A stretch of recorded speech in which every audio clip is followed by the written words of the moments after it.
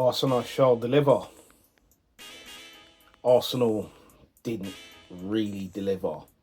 They just about saved their bacon. It was a performance that lacked a lot of forward thinking momentum. And it's probably down to the team selection as well. When I look at who started in terms of Mikel Merino, Trossard, I just don't get the team selection. I just don't get why them guys started the game. And it's one of those things that left me baffled, that left me thinking to myself,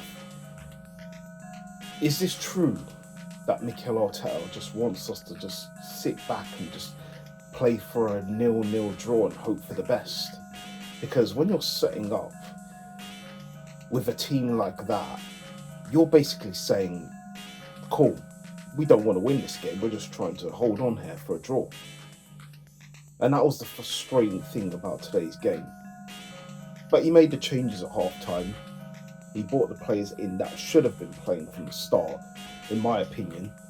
I do feel that having those players in from the start could have really impacted the game for us. We could have really been more on the front foot. Could we really have been more at City? Because City, let's be honest they should have been there for the taking today. Listen, they scored their goal through Haaland 8 minutes in. The first 8 minutes, we looked like we were on something, and then we just back to the usual passive stuff.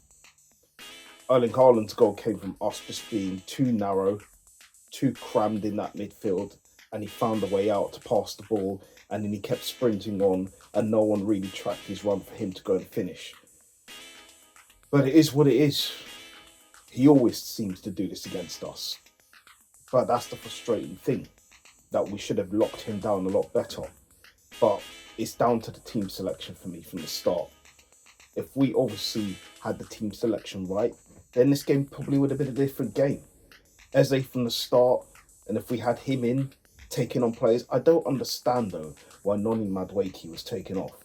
That's something for me that kind of baffled me, because he was someone that was really direct, really going at their players, really giving them something to think about. Sure, his end product wasn't great in terms of crossing the ball in, but in terms of where he was really on that front foot, pushing their backline, giving them something to think about, that's what we needed, someone that was a direct threat, and we had that for him. I believed that when obviously someone who should have been taken off should have been Trossard, he should have been moved over to the left, and then we should have had Eze through the middle, and then Saka playing on the right.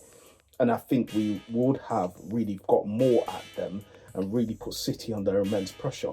City just felt comfortable during that second period of the game, to be honest. Because, yeah, when we brought them on, it still was that thing where none of our guys were really taking much chances to really press that back line. We just kept sitting there in the line in terms of coming short, getting the ball passing and moving it on. We weren't doing that. And that's where I feel where we went a bit wrong today, because we should have been more direct. We should have also tried to play in a different way in terms of where we should have been on the front foot, trying to get at them, but also balls into the box. City dealt with them well as well. You know what I mean? They dealt with those balls into the box too. Pause. You know what I mean? All of that was dealt with. We just couldn't really get something from a header, but a Martinelli brilliance. And he comes off the bench and saves our bacon yet again. Listen, for all my criticism of Martinelli, that was the best time for him to show up again today, to come off the bench and change the game. And for me, I think he should have been starting at least this game today. If you weren't going to put Trossard in that starting lineup, it should have been Martinelli that started today. Now listen, he gets his criticisms, and I probably said, yes, sometimes it's best for him to come off the bench. But days like this today, when you need pace in behind, he was the guy that should have been starting today instead of Trossard. But it's a point. We moved. Not really something that really gave me a lot of hope, to be honest.